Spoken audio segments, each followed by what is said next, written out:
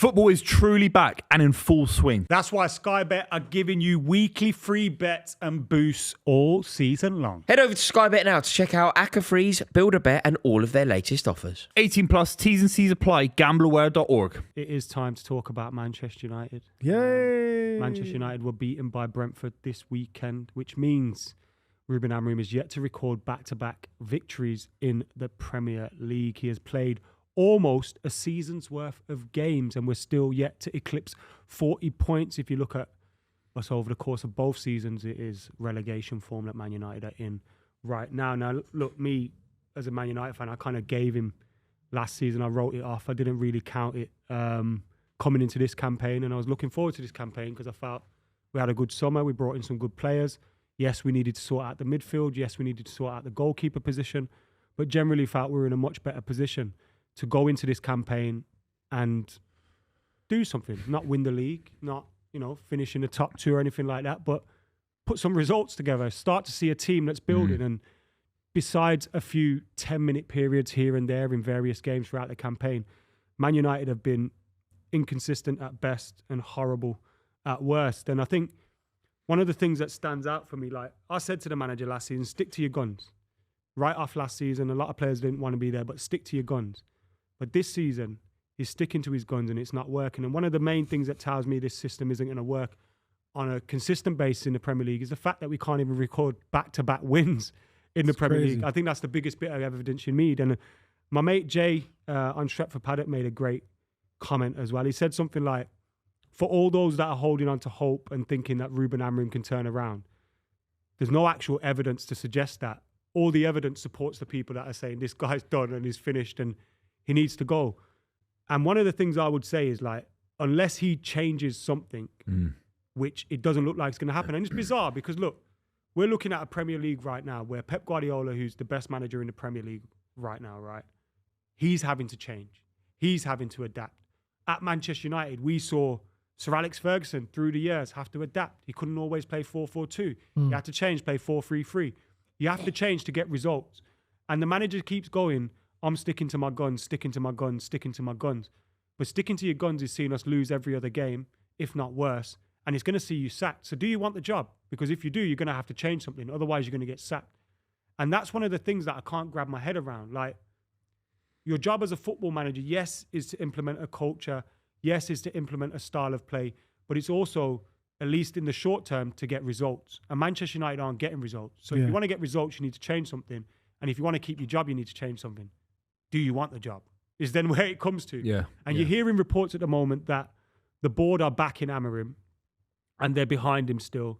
But then you're also hearing another report, and I can't say how much truth there is in this, but it is something that's out there where they're waiting for November the 1st to come before making a decision, because it means that his payout would be a lot less than it would be if they sacked him now, which sounds true. Isn't that absurd? Although though? it might not be true. Isn't that absurd though? If you're wasting games, standards come top down, whether we like it or not. You can have great managers in different football clubs. If the standards above the manager isn't good enough, then the whole club's going to struggle. And whatever you say about INEOS, I've always had major doubts. Certainly a refreshing approach compared to the Glazers. But ultimately, if they're waiting to save a few quid, I know it's a decent amount of money, but for Man United, it's not. Just to keep them around so they don't have to pay off some contract early. That is a rumour, by the way. That is, of course, I'm not going to sit here and say, it's a fact. Of course, we don't know. We're not in the boardroom. But if it is true and he sticks around and there's more losses, I don't see you guys beating Sunderland. I don't. You're preparing week in, week out. You've got one game a week. No European football, no League Cup football. It's an absolute shambles if he stays on past the international break just to save some money. And that's where the standards are completely fallen at Manchester United. The standards should never be this low from the ownership at Man United, let alone the manager. It's gone past the part where people are saying, "No, change the formation or change the philosophy." It's as a rival fan, obviously we love when Manchester United lose. There's banter, but at the same time, we're just looking at it like, okay, cool. Like, something has to change here now. Because it's not even funny anymore. Yeah, it's not funny anymore. It's funny, but it's just like, okay, cool. You could see that you're not getting the results. Change something. Also, it's like, you don't have to change your philosophy, because like, it's like Fergie's philosophy and Wenger's philosophy. They're always there. Fergie always wanted fast wingers, always, like, his philosophy was in the way he did things and the way his teams played, but you could still change the formation in and of that. And it's like people are going, well, Glasner's 3-5-2 works. Yeah, but he's probably asking his players to do different things. you know what I mean? Like, he's probably not asking the centre-backs to do certain things and not asking the central midfielders to do things. I wanted to ask you about the keeper, if you don't mind me interrupting, mate, because ultimately, Crystal Palace have got someone like Henderson. There are some top keepers in the league, and Bayern might be the worst keeper in the league, with all due respect. He's not even a number 2. Yeah, and he's not even good enough for Man United as number 2. Let's be completely real. We used to have Tim Howard on the bench as number 2. So Bayern is no good. You've signed Lemons. Now, I know he's a young kid, but that's one little thing that Amorim can change right now. January is ages away in terms of signing more players. Next summer, it's a long season. But right now, he could improve the goalkeeper situation right now. What's that saying? Doing the same thing over and over again and expecting different results is insanity. Yeah. And there's 3 parts of this where it's insane. 1, persisting with Altay Bayındır. Although with Altay Bayındır... Why is that, in your opinion, as someone that follows Man United? Why is that? In my opinion, and I kind of agree with this, even though I wouldn't do it myself, he's probably going, if I drop Altay Bayındır now, his head's gone. You could argue his head's already gone because he's chucking him in left, right and centre. So then if you drop Altay Bayındır and you put Sen Lamen in and Sen Lamen don't do it, suddenly you've got 2 goalkeepers whose heads are fully gone and you haven't got a goalkeeper anymore. Maybe he's not seen enough of Lamen. But then I'd argue to that point, stick Tom Heaton in because he's better than Altay Bayındır. I know this sounds mental, but he's better than Altay Bayındır. One game at a time sort of thing. You know what I mean? Play your best player. It's better than Altay Bayındır. Got to try something different. 1, that's insane, persisting with Altay Bayındır. 2, it's insane to keep persisting with Ugarte and Bruno in the midfield or this midfield situation because it's clearly not working and we keep getting overrun in midfield. And 3, the system or whatever. And also, I feel like with Kobbie Mainoo, he's doing things where people are going, all right, you should change that. And he's getting more stubborn and going, nah, I'll show you I can win games without him. Yeah. I'll show you I can win games without Altay Bayındır. I'll show you I can win games with this. But it's never happening. And bro, you got to stop being stubborn because Kobbie Mainoo is one of our best players. Adam, let me ask you a question. Obviously, you watch Man United in more depth than me and Buvey. Do you feel like the players have given up on Ruben Amorim? No. And that's one of the things I will say. These players are fighting. The players haven't chucked the toys out of the pram. They haven't downed tools. They're grafting for him. Like the performance against Chelsea worked. It was good in the first half. Obviously, we played against 10 men for half an hour. But I don't feel like the players have down tools. So are you just not good enough then? Like, we keep talking about it as if you've got the best squad in the world. I know you spent a lot of money, but you finished below Brentford last season, didn't you? I mean, it's like, are you even better than Brentford? But players can down tools and still not be suited to the system or whatever. It's like, sorry, they've not down tools, but it doesn't mean they're suited to the system. Or is there quality there? Like, it's an honest question. Like, the front line, very expensive front line. I've rated Sesko. I've talked about Sesko being a top talent in the future, of course. But a back line, is it any better than Brentford's back line? Is it? I don't know. I think this. Luke Shaw. I'm sorry, Luke Shaw. Granted, not good enough. Should have been gone a long time ago. But this team in a 4-3-3 is more than good enough. A lot better. Yeah, way better. Fine. All of a sudden, Ugarte is in his favourite position.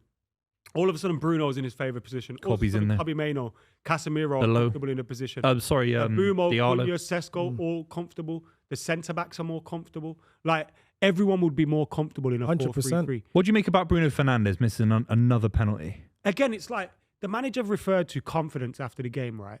And he said, the players aren't confident or something like that. But that's his job. I'm paraphrasing. Thank you. And one of the things I'd say, we just beaten Chelsea.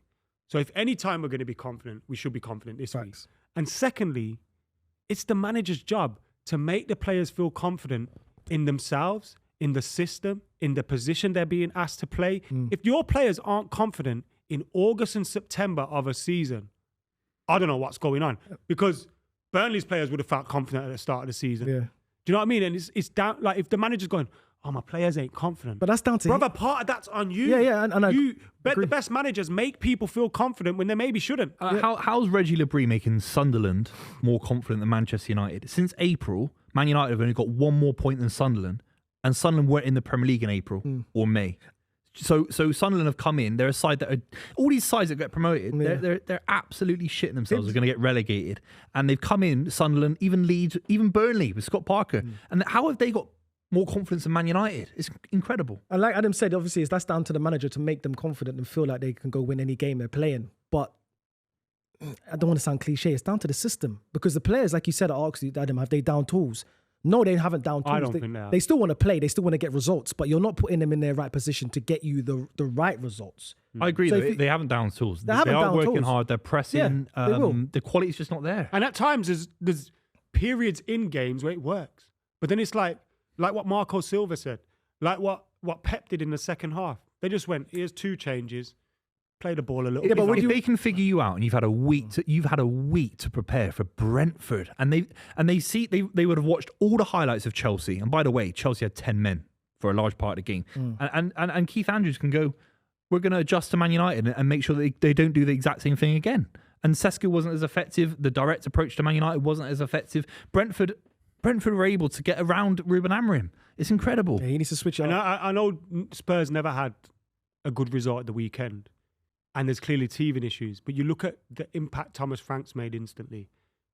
We didn't even have like a Nah, you didn't. little No, you didn't. a little boom. I could see Our something first game was a happening 1-1 draw with Yeah. Ipswich. We haven't really. I don't know, man. I like him, but the things I like him for are all off the pitch. I think the job maybe has come too soon for him. Adam, I think he's maybe got too stubborn. if you could pull the plug on him right now, would you? I think it's over. But I am someone that likes to give managers time. So you're not Like, frustrated then? I'm massively frustrated. No. Are you not frustrated? You're a Man United fan, by the way. You're a very loyal one. You're not talking about sacking managers every single week. You're a loyal Man United fan. You think he should go. That's your opinion as a football fan. Why would INEOS keep him going for another 4 or 5 weeks to save some money? Isn't that absurd? Yeah, it's crazy. It's obviously the rumor that we've heard, but I also think if they never made the appointment of Amorim, they would have already sacked him. If you get what angle, like if they came in and Amorim's there, Yeah. I think they would have already sacked him. And I think a part of it is like he's our guy. We got rid of Ashworth over this. We've got rid of Ten Hag over this. We kind of need to stick with him and see if this can, which is admirable, really, but it might be mental because it doesn't look like he's getting better anytime soon. Sometimes you get it wrong, and man. it could get worse. If you don't get a result against Sunderland, and a result against Sunderland is a win, and we've got Liverpool after the international break, I can't see it getting any better than this. Because the 3 promoted sides, that Burnley got smashed by City, and it'll be the worst 5-1 you're ever going to see in terms of a scoreline, but they were the best 5-1 losers that you're ever going to see. They were fantastic, Burnley. Leeds were good. And ultimately, Sunderland, fantastic, absolutely superb. They got Granit Xhaka, who'd start for Man United in a heartbeat. So the concern for you would be the 3 promoted sides aren't joke sides anymore. They're pushing the standard of the league up. It could be in a relegation battle. Stranger things have happened. You know what? Usually, I think Buvey's on a wind-up. But when you look at the fact that there's been 33 games and we've got about the same amount of points, I don't think it's... What I'm saying is, if it's a crazy Ruben Amorim thing has to to get say sacked, anymore. if they go stubborn with it and they get another philosophical manager that doesn't quite approach it in the right way and they make a weird appointment, they have to go back to basics. Yeah. I say get Ollie back, man. They're linked to... What I'm saying is, I'm seeing major links to Graham Potter. Now, these are rumours. No, I don't think that. No, but I'm seeing them. I'm seeing Southgate. You need to get someone like Sean Dyche. Premier League experience. To shore it up. No, but You know what we need to Iriola, Glasner, someone with Premier League experience, not someone like Graham Potter who's just been sacked from West Ham or someone from a different league. I've not been as happy as I was supporting Man United since Fergie. Other than when we had Ole Gunnar Solskjaer. Just bring him back, man. But isn't that a worry? Give it Ollie to Sacked the end in of the Turkey. season. Sound like you want to cry. Turkish Adam. league sacked. I always want to cry, bro. Listen, it's simple, really. All you got to Football do is just change the controls formation, my man. emotions way too much. Just change the formation. I think it's that simple. I think Man United's got. I think he's dug his heels in. So He's, you know he's what I dug his feel like? heels You know so what? much. He's It's going to like, get I'm not sacked. doing it. And then in 6 months, he's going to be sat on a beach somewhere thinking, why didn't I adapt? But I don't think he And cares, then mate. it's got Yeah. to the point where it's like adapt I or don't think die, he bro. cares. I think he'll I go don't to think he another cares. club, play the same system, and probably get some success from it, and say, "See, Yeah, but in Italy or Portugal that's or the something thing. like that. Yeah, it's different. It's Yeah, but different. if here. you were the Premier manager, League's you'd different. care. If you went in as a manager, as Adam McKola, you went 3-4-3 doesn't work because you love the football club, you love the opportunity to be the manager of Manchester United. You change, mate. He doesn't care about Man United. That's what I get. I see him laughing in press conferences. I see him apathetic. I don't think he gives. I don't think he cares. I don't wants know. I the think it's payout. harsh to say that. I think he cares, but his I body don't think he language is deep. showing. I think Pep Guardiola deeply, like Mourinho, deeply cared about Chelsea. He wanted to get it right. I don't think Amorim. You know what? I think he Amorim's right does to go care back to because you Portugal. do see him get very emotional. And I saw how after that Grimsby game and after some of the results, you see effect. Is that due to pressure? And the fact that he's like sometimes he's like, I might even quit. Like I think that shows you. It's a bit like me. I think, oh fuck this, I might. Yeah, quit. I know I think what he you're does saying, care. I think it's unfair to say he doesn't I'm not care. saying he doesn't care, but if he wants he to doesn't keep care a job, enough. You got to adapt or die. Fascinating stuff from Adam there. But do you know what just doesn't resonate with me at all, Buvey? I've never known anyone who is so reluctant to say these words, particularly when these words are so deserved. Ruben Amorim deserves a sack. Ruben Amorim needs a tin tack now. Why won't Adam just say it explicitly? He's a loyal guy. Is it loyalty? Is it dumb? I don't know. can say that. I don't know. I can get as grubby as I like. Is it dumb from McKola? I've seen United fans on YouTube in the week before saying we're a great side when the opposition got 10 men. I was like, every week they're praying for 10 men like they had against Chelsea. It's absurd. Also, Chelsea, we press a self-destruct button. Like, you can't read anything into beating us in that circumstance. Maresca got it wrong. The dopey bozo goalkeeper did what he did. What they needed to do off the back of that result was prove that a corner had been turned, using that result, the Chelsea result, as like a galvanising force, a springboard. No. They're back to square one, even worse, in fact. If you're that pious about a rubbish formation, it means for me you're limited as a manager. You can't expand your thought. You can't be adaptable. Passionately agree. Like, I just don't understand why. You're a fraud. You're a fraud, aren't you? He's not the man to turn it around. Yeah. And you can persevere for as long as you like. But ultimately, he's clearly incapable of being a Manchester United manager. He's clearly out of his depth at Manchester United. I don't think he cares either, mate. I said no, I don't Adam either. Was like, oh, I think it's harsh saying he doesn't care. He's really emotional. No, mate.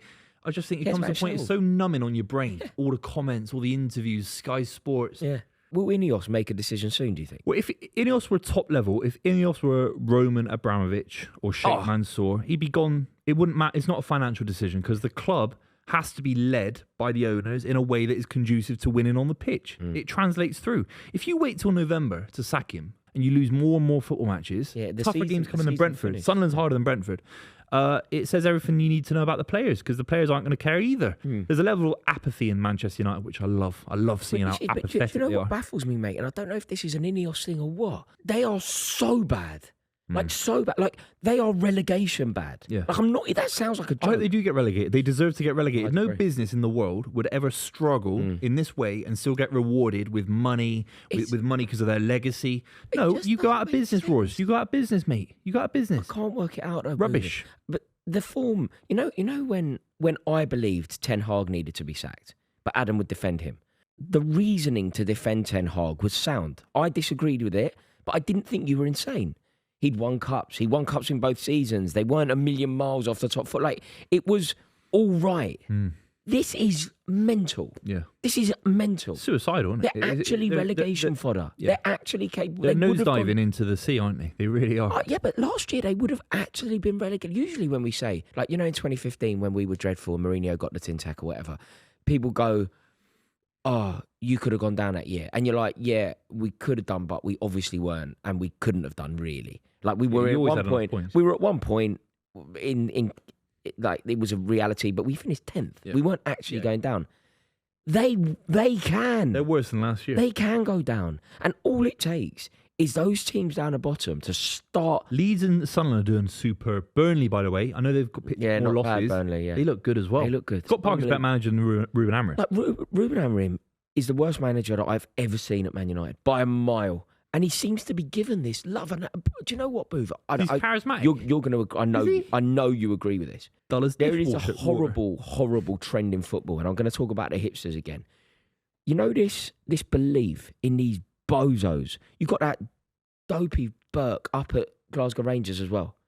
You got that going on. Yeah. Failing upwards. Yeah. Ruben, because they have an ideology and they have a philosophy and they have a particular system, and somehow that nonsense is rewarded. And what I hate about it, the people that love them, right? The people that love Amorim, and they exist.